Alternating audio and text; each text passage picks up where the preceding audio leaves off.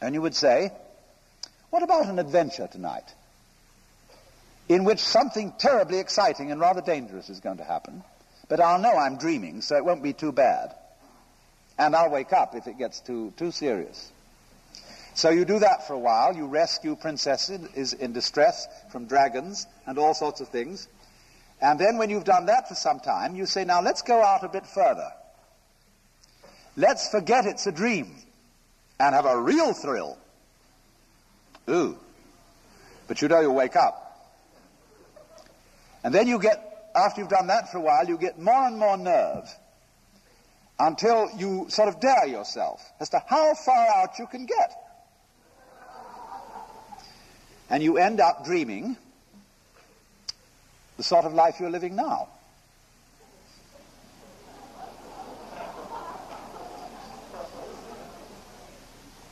Now, why does one do that? Why would one do that? The reason, the Hindu would say, is that the basic pulse of life, the basic motivation of existence, is what we call the game of hide and seek. Now you see it, now you don't. You see, everything's based on that, because all life is vibration, pulsing. Light is a pulsation of light-darkness. Sound is a pulsation of sound-silence. Everything is going at various speeds. And in order to have, say, it's like the motion of a wave. Now, a wave consists of two pulses, the crest and the trough. You can't have crests without troughs. You can't have troughs without crests. They always go together. You can't have hide without seek. You can't have seek without hide. Just for example, you can't have here without there. Because if you didn't know where there was, you wouldn't know where here was. You can't have is without isn't. Because you don't know what you mean by is unless you also know what you mean by isn't, and vice versa. So in that way, they think that hide and seek is the fundamental game. As if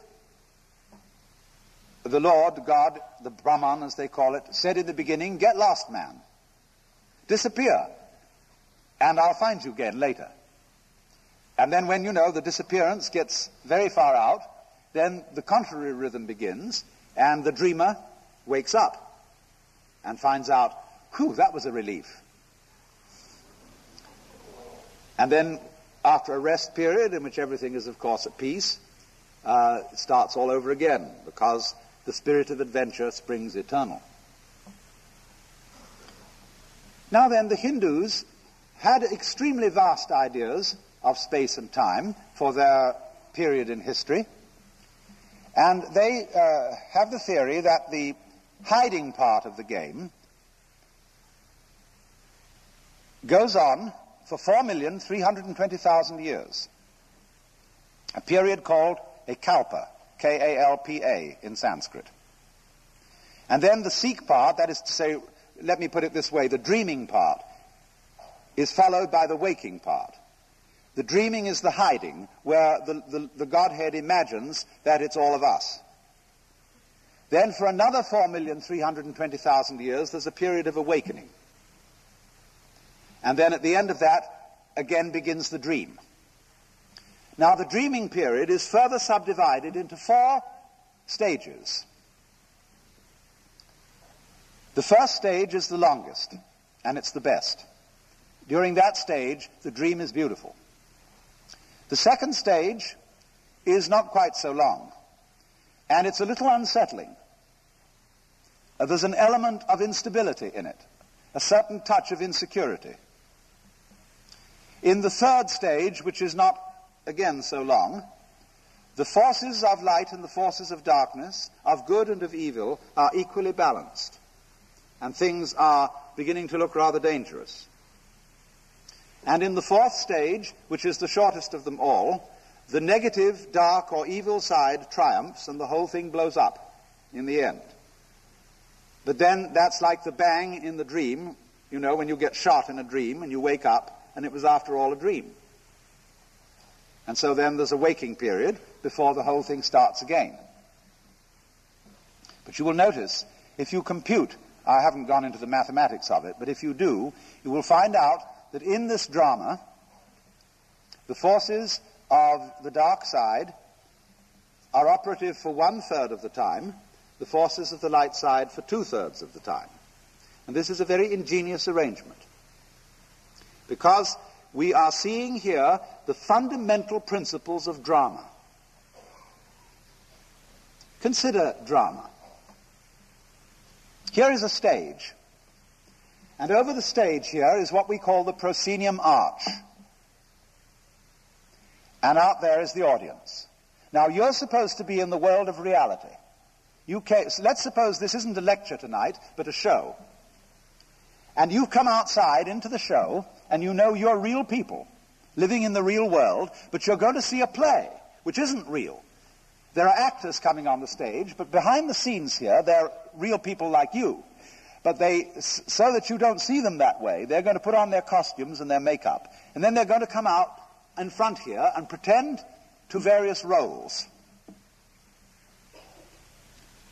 But you know, you want to be half convinced that what they're doing on the stage is real. And the work of a great actor is to get you sitting on the edge of your chair in anxiety, or weeping, or roaring with laughter, because he's almost persuaded you that what is on the stage is really happening. That is the greatness of his art, to take the audience in. And of course, in the same way, the Hindu feels that the Godhead acts his part so well that he takes himself in completely, so that each one of you is the Godhead, wonderfully fooled by your own act. And although you won't admit it to yourself, enjoying it like anything. Because you mustn't admit it. That'd give the show away.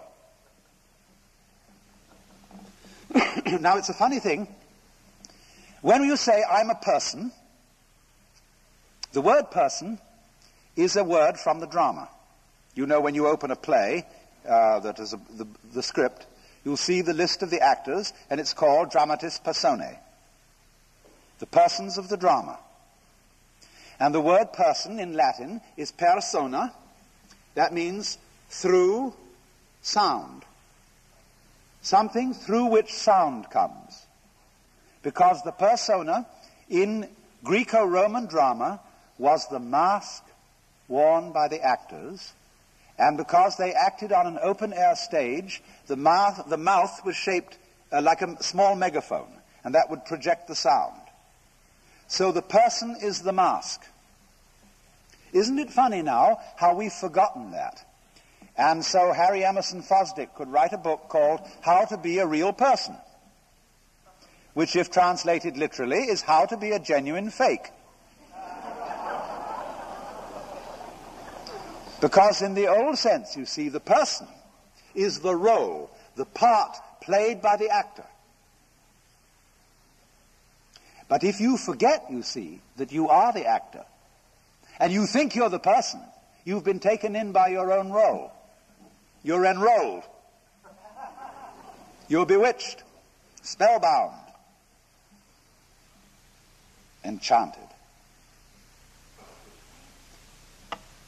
So then, look at something else about the drama and its nature. In the drama, there has to be a villain. Unless, of course, you're acting some kind of a non-play, which doesn't have any story.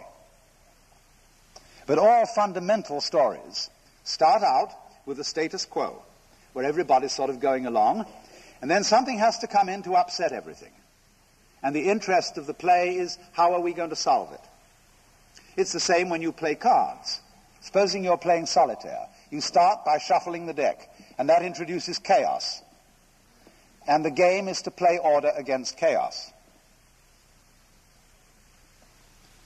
So in the drama, somebody has to be the villain and play the dark side. And then the hero plays against him. If you go to the theater for a good cry, then you let the villain win and you call it a tragedy.